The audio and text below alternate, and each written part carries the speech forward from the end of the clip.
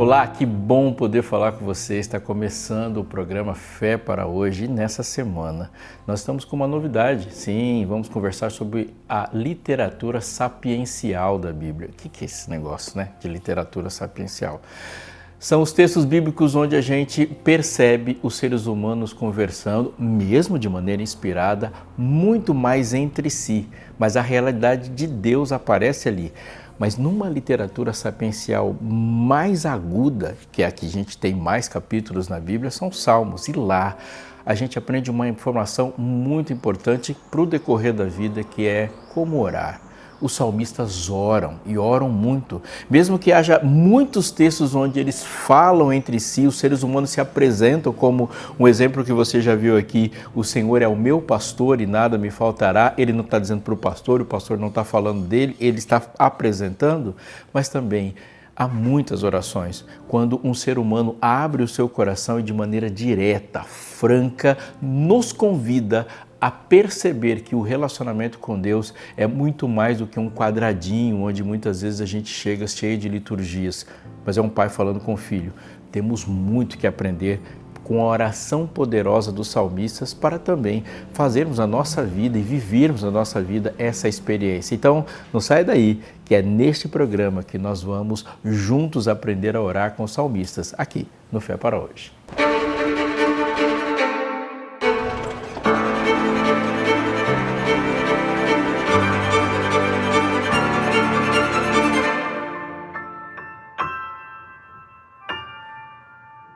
Que bom ter você aqui no nosso programa Fé para Hoje, e você que tem assistido nossos últimos programas, nossos últimos episódios, percebeu que ele tem começado respondendo a sua pergunta. Sim, você pode mandar a sua pergunta para cá pelo YouTube, se você estiver assistindo aqui. Se você está assistindo pela TV, corre lá no YouTube e manda sua pergunta se você quiser. Nós vamos ler lá os comentários e a sua pergunta pode ser respondida aqui no começo do programa. Mas pode também nos seguir pelas outras redes sociais, como o Instagram, e lá você pode mandar diretamente a pergunta, ela será respondida. Hoje chegou uma pergunta muito legal aqui e muito importante também, e a pergunta é: posso eu ser salvo mesmo tendo cometido muitos erros no passado? Essa pergunta, tenho certeza, amigo, não é só sua. Eu tenho passado muito tempo respondendo esse tipo de pergunta em muitos lugares que eu vou. E é importante agora, porque ela é decisiva. A gente chama o Evangelho de Evangelho exatamente porque ele responde esse tipo de pergunta. Anota aí uma informação muito importante. Não existirá dentre os salvos absolutamente nenhuma pessoa que não tenha cometido erros no passado. Nenhuma. O texto bíblico nos diz que todos pecaram e todos carecem da glória de Deus.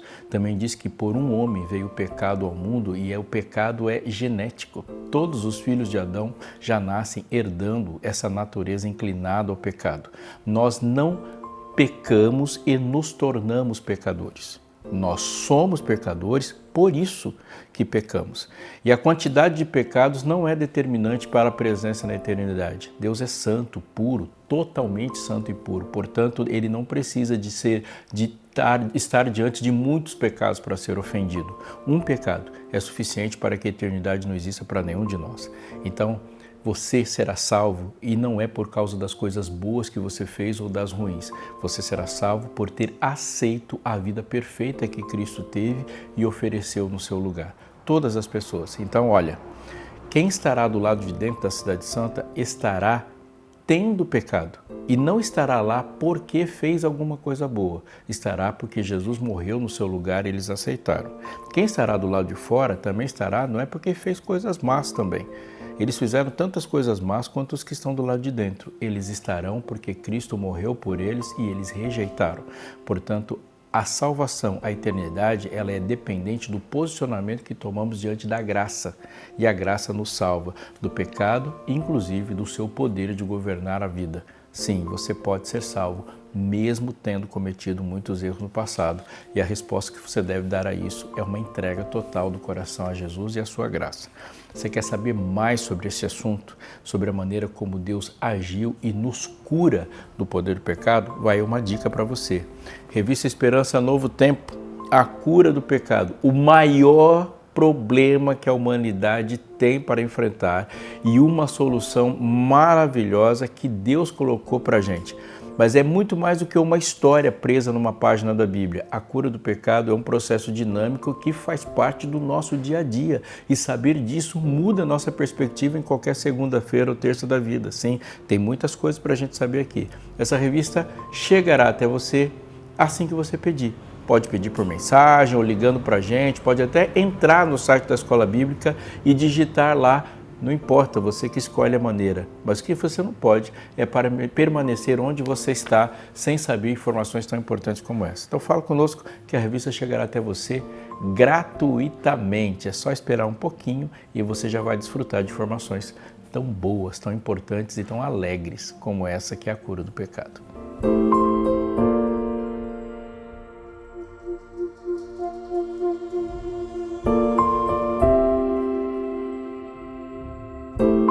Muito comum ouvirmos dentre as pessoas que tiveram contato com uma religião, com uma forma de fé, sendo ela institucionalizada ou não, mas é mais comum ouvir isso de pessoas que têm contato com a fé cristã ou pertencer a uma igreja. E a frase comum é assim: eu não quero fazer parte de uma igreja, eu não quero ter a minha vida tão presa.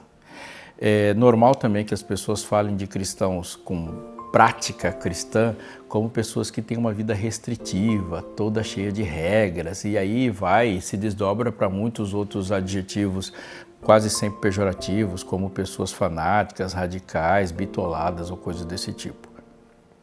Não vamos ignorar. Há sim, dentro do fenômeno religioso, muito fanatismo. E eu gosto da definição de fanático como o pedaço da religião que enlouqueceu. Um fanático tem uma característica: ele escolhe apenas um ou dois dos elementos todos que compõem a fé para supervalorizar a despeito de outros. Então, o radical não é fanático. Quando a gente pensa em radical como aquele vinculado à raiz, e ele leva tudo muito a sério. E se você encontrar um cristão que está levando todos os elementos do cristianismo muito a sério, ele não é um desequilibrado. Mas levar tudo muito a sério é verdade, muda completamente a vida e a vida é regulamentada por essa religião. É característica da religião falsa que ela não tome a vida toda. Então, quando a gente para e analisa a mente de quem fala e rejeita a religião por ela ser tão restritiva, tão cheia de regras e tão presa, nós vamos perceber uma coisa sobre eles. Eles não estão dizendo, não quero ser religioso. O que eles estão dizendo de fato é, não quero ser íntimo. Pare e pense um pouquinho. Quantas construções de relacionamentos íntimos você tem nos últimos anos? Olhe ao seu redor, dentre todos os seus amigos, ou talvez a família, quem é íntimo de verdade? O mundo não constrói mais, não faz parte do modelo cultural desse ponto da história, construções de intimidade. Tudo é fluido, tudo é, na frase famosa, líquido, tudo é efêmero. A nossa vida está construída sobre uma ótica de descartabilidade. As coisas que compramos, que vivemos, se você pensar nas compras que você faz para a sua própria casa, elas se tornam lixo, em sua maioria, em menos de 8 meses. Do que começou a ser comprado em janeiro, eles não chegam em setembro, jogamos muitas coisas fora. Se não houver uma obsolescência perceptiva, quando a gente olha e de repente aquilo que era legal já ficou chato, aquilo que era bonito ficou feio, aquilo que estava na moda já não está mais, há uma obsolescência planejada. Sim, as coisas são feitas para que durem pouco, se jogue fora e a gente continue consumindo. Não precisamos, não desejamos mais coisas duradouras e nós temos aversão de fato, nesse momento da história, a entrarmos no coração de alguém e mais ainda, permitir que alguém entre no nosso. Mas analise intimidade como ela é.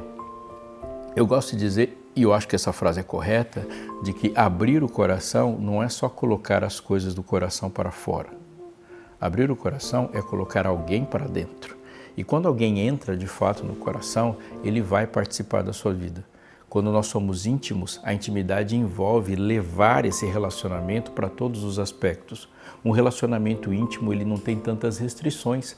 Isso significa que comer com alguém é de fato colocar-se à mesa diante de alguém sem ignorar as vontades, os desejos, as características que essa pessoa tem na sua relação com comida. Se você se relaciona intimamente com alguém que não gosta de berinjela, dificilmente a relação que você vai ter dentro da mesa com a berinjela vai ser a mesma. Se você quer comer junto com alguém, você vai compartilhar um prato com alguém, perguntar para alguém o que lhe agrada, se ele é íntimo, isso vai mudar aquilo que você come também. Se você for passear, uma viagem de férias, por exemplo, para alguém que não gosta de praia e vocês vão fazer o passeio juntos, alguém vai ter que ceder. Andar com alguém é perder uma parte de si para ser complementada com uma parte do outro. Isso quer dizer o quê?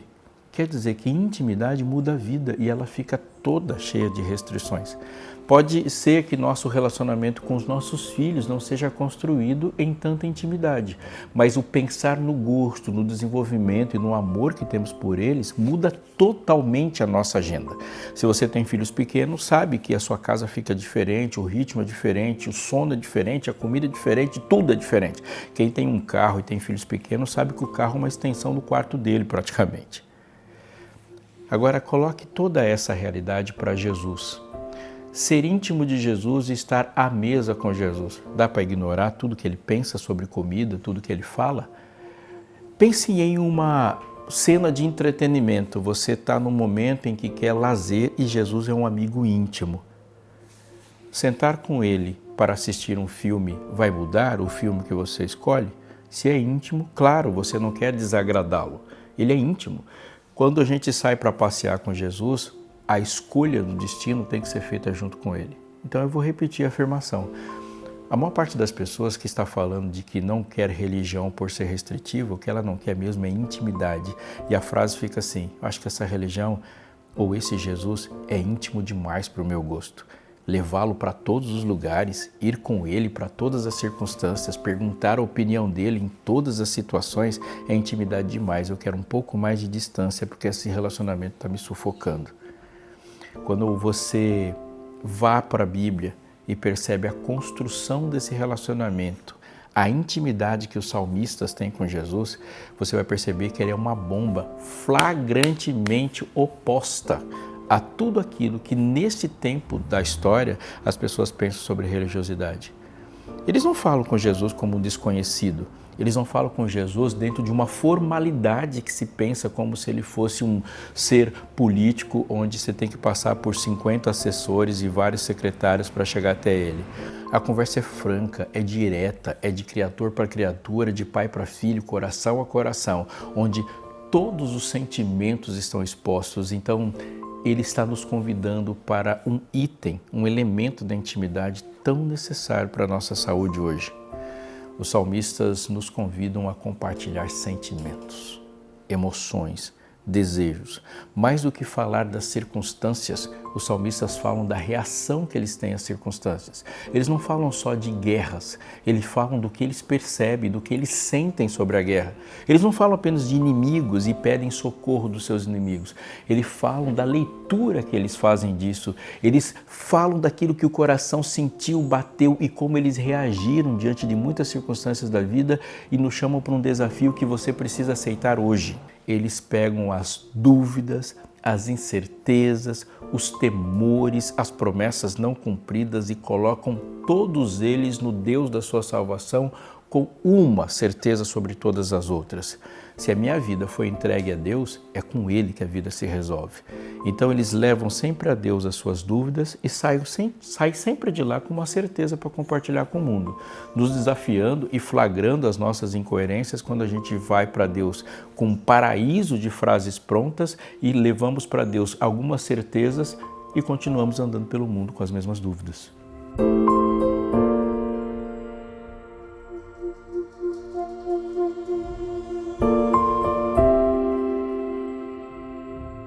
O Salmo 139 é um dos belíssimos salmos de Davi. Davi é o maior autor dos salmos, quase metade deles foi composta por este homem, que tem uma vida extraordinária, dinâmica. Davi conhece a vida. Ele foi um filho não preferido, de maneira que o pai dele nem cogitou apresentá-lo como candidato a rei para Samuel. Ele foi um perseguido político, ele viu um país dividido, ele é compositor, pastor, um herói de guerra, alguém que teve uma grande ascensão, uma grande queda, alguém que recebeu um título invejável, o homem segundo o coração de Deus em circunstâncias da sua vida.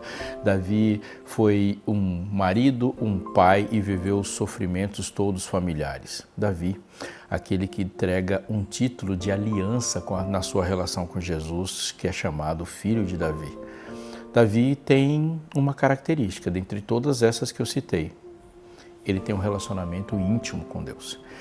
Na sua intimidade, ele deixa transparecer que essa intimidade é o maior valor da sua vida. Parafraseando as reações que ele e Saul, por exemplo, tiveram diante da correção do seu pecado, Saul praticamente diz para Deus: Deus, se não quiser falar comigo, não fale. Se quiser me abandonar, me abandone, só não me tire o reino. Agora Davi tem uma resposta contrária, quando ele fala: não me apartes da sua presença, ou seja, se quiser arrebentar tudo que tem ao meu redor, e mesmo que eu tenha dor, tudo isso eu aceito, só não sai de perto de mim. Eu te amo. É uma reação maravilhosa. Davi tem o Senhor e a amizade com o Senhor como um bem mais precioso.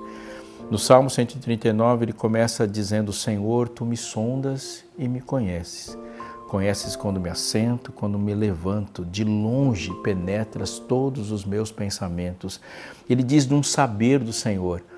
Esse saber que muitos de nós conhecemos como onisciência, Davi está colocando como intimidade. E aqui há a maravilha dos Salmos quando nós nos entregamos de coração para eles ao ler. A onisciência de Deus para o salmista não é um conceito teológico onde só se diz assim: eu tenho um Deus e creio um Deus que sabe tudo. Não, ele não está dizendo isso. Ele diz: Senhor, tu me sondas. Senhor, tu me conheces. Tu conheces o meu deitar, o meu levantar. De longe o Senhor penetra os meus pensamentos e sabe como eu sou e sabe tudo sobre mim. É uma onisciência aplicada. Ele não está aqui se dedicando em saber que Deus conhece o movimento de cada átomo da história do universo. Ele está dizendo que Deus conhece cada fio de cabelo da cabeça dele.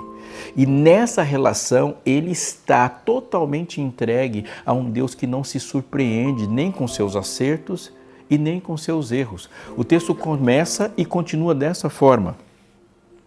Sabes quando me assento, quando me levanto, de longe penetras os meus pensamentos, esquadrinhas o meu andar e o meu deitar e conheces todos os meus caminhos.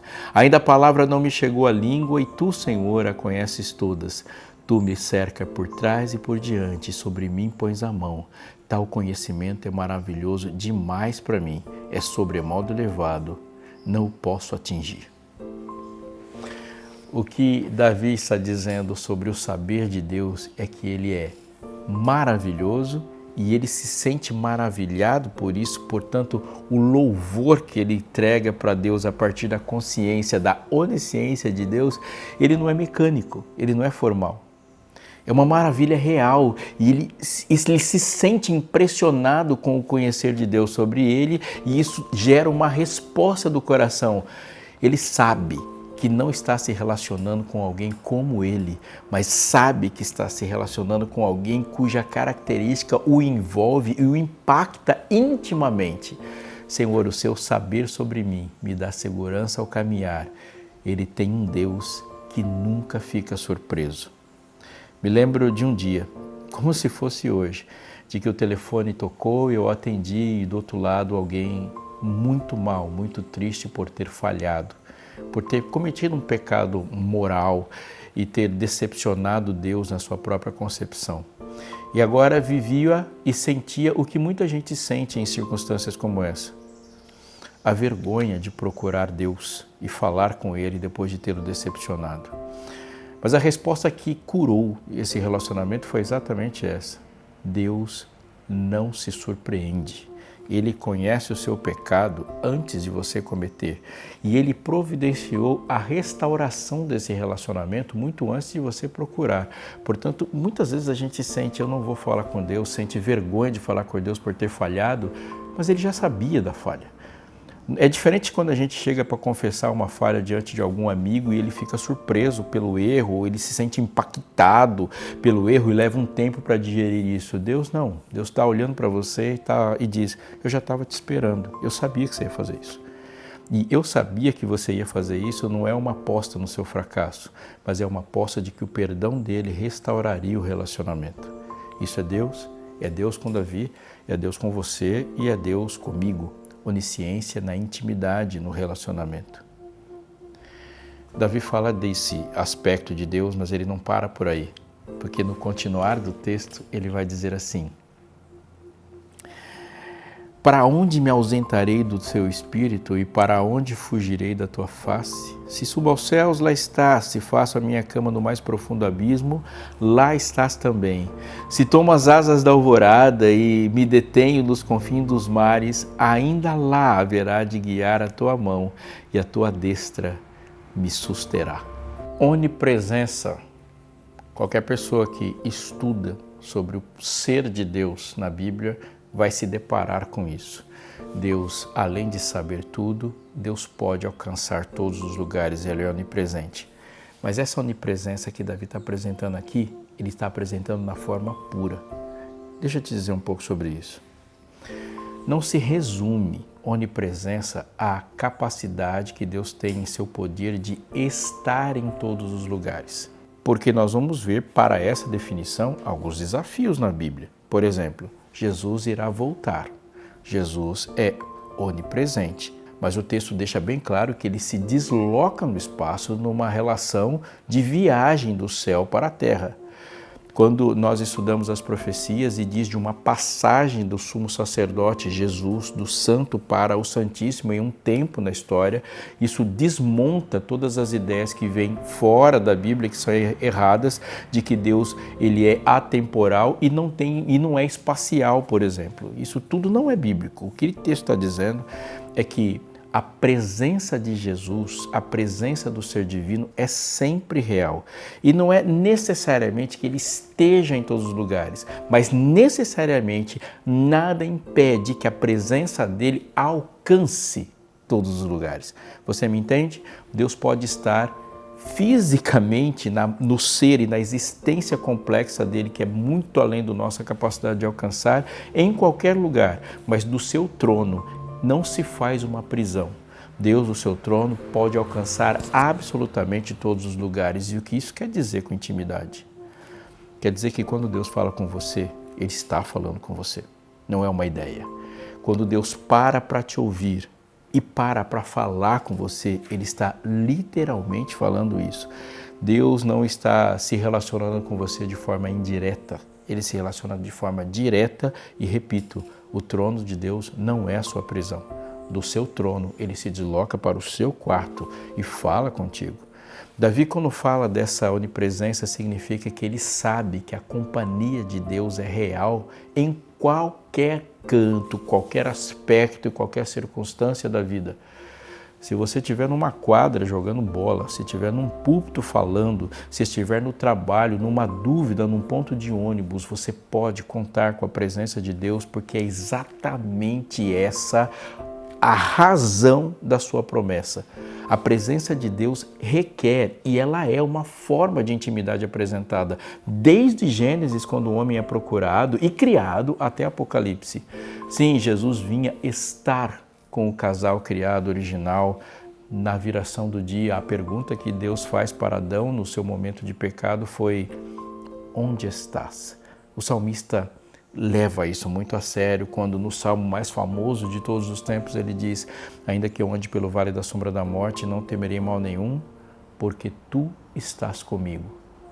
Um dos nomes em que Jesus é apresentado é Emanuel, que quer dizer Deus conosco, e me fará um santuário para que eu possa habitar no meio deles.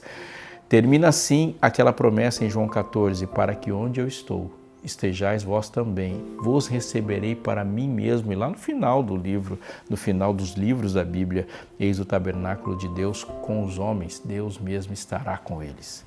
Presença, onipresença, mas intimidade da presença. Deus quer viver com você, junto com você, por meio de você, mas mais que tudo, em você, O lugar da sua habitação mais desejada é em você, e é ali que a presença de Deus alcança a sua forma mais bela.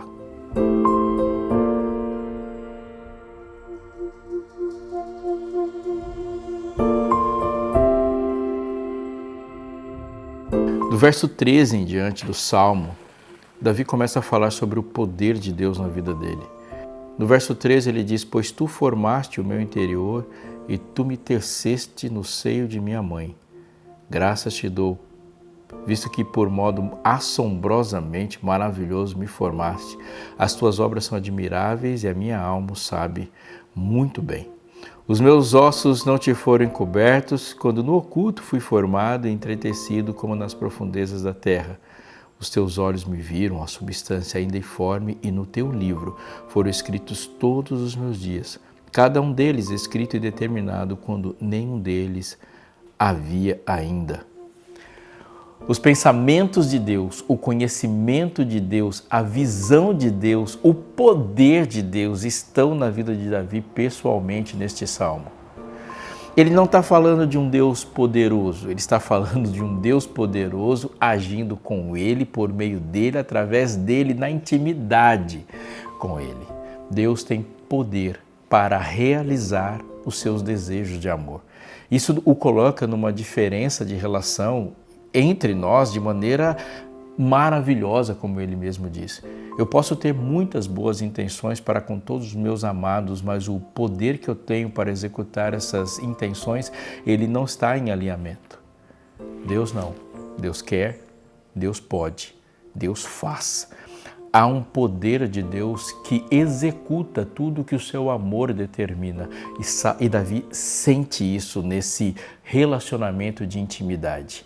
E ele fala e demonstra o poder de Deus na maneira como ele intencionalmente o fez.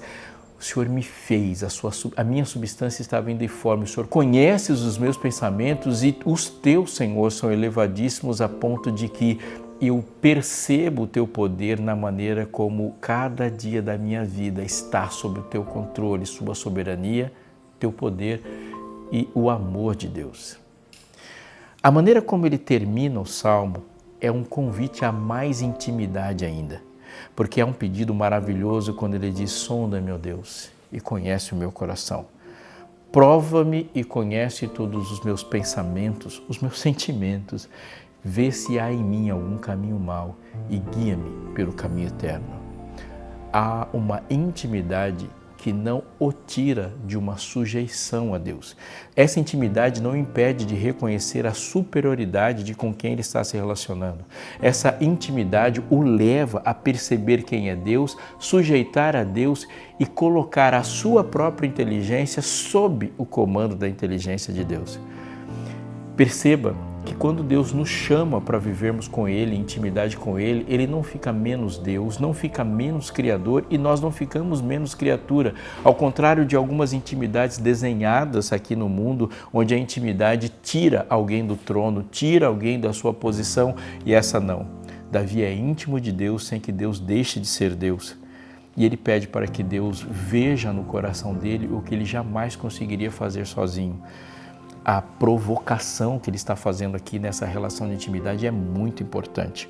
O que ele está dizendo é: se você tiver um relacionamento como eu tenho, a sua capacidade de acertar vai ser colocada sob a condição de Deus, de ser perfeito em você.